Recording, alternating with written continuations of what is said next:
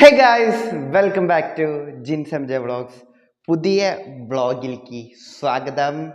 Day ഇതാണ് day.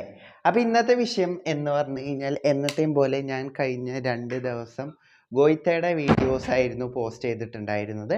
ആ ഒരു സമയത്ത് എനിക്ക് പേഴ്സണലായിട്ട് മെസ്സേജ് അയച്ച് പറഞ്ഞു ഡേറ്റ് കിട്ടാൻ ടഫ് ഉണ്ട്. ലൈക്ക് എനിക്കറിയാം, ഈ കാര്യങ്ങളൊക്കെ അറിയാം.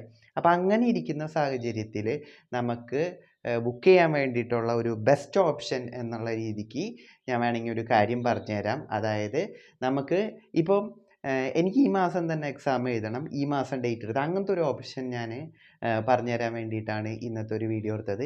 ഈ വീഡിയോ ചെയ്യുന്നതിനേക്കാൾ മുമ്പ് വരെ എനിക്കിതിനെപ്പറ്റി വലിയ പിടുത്തമുണ്ടായിട്ടില്ല.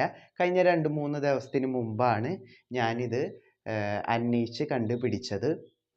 ഓക്കെ, അപ്പോൾ നമുക്ക് എന്തായാലും അത് നോക്കാം.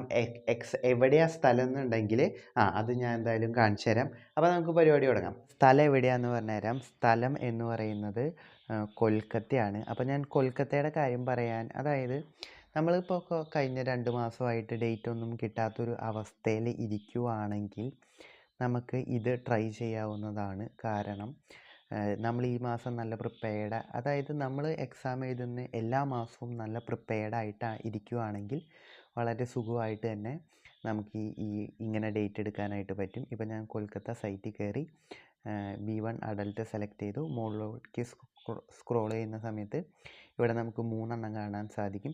അപ്പോൾ ഈ മൂന്നാമത്തെ ഈ പേപ്പർ പ്രോസസ്സിംഗ് എന്ന് പറഞ്ഞാൽ അറിയാമല്ലോ, പേപ്പറിൽ എഴുതുന്നത്. ഓക്കെ, അതിന് ശേഷം സെലക്ട് മൊഡ്യൂൾസ് ഇവിടെ ഉണ്ട്. സെലക്ട് മൊഡ്യൂൾസ് ക്ലിക്ക് ചെയ്ത് കഴിഞ്ഞ് കഴിഞ്ഞാൽ നേരെ നമുക്ക് ബുക്കിംഗ് ഓപ്ഷനിലോട്ടാണ് പോകുന്നത്. അപ്പോൾ ഇവിടെ 4 അവൈലബിൾ ആണ് കേട്ടോ.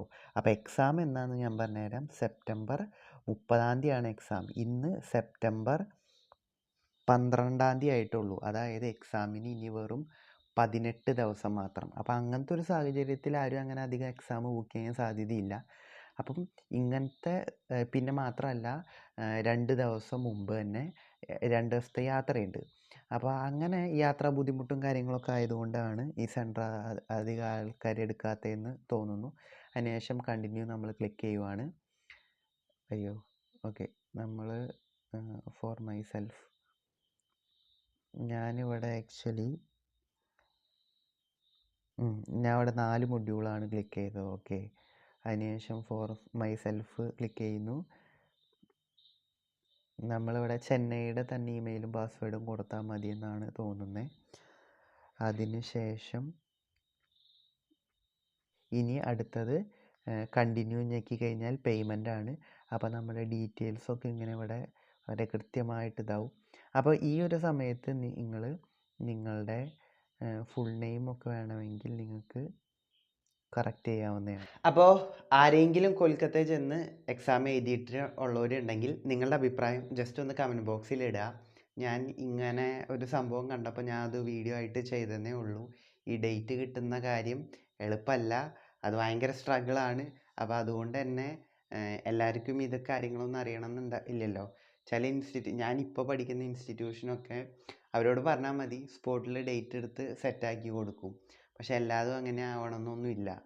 അപ്പം നിങ്ങൾ അറിഞ്ഞു വയ്ക്കുക, എല്ലാ കാര്യങ്ങളും പഠിക്കുക. വൺസ് ഇതിലോട്ട് ഇറങ്ങിക്കഴിഞ്ഞാൽ നമുക്ക് നല്ല എക്സ്പീരിയൻസ് ആയിരിക്കും. ഇതുപോലെ സ്വന്തം കാര്യങ്ങൾ പഠിച്ച് സ്വന്തമായിട്ട് ചെയ്ത് എല്ലാം സെറ്റായിരിക്കും. അപ്പോൾ guys, thanks for watching. By.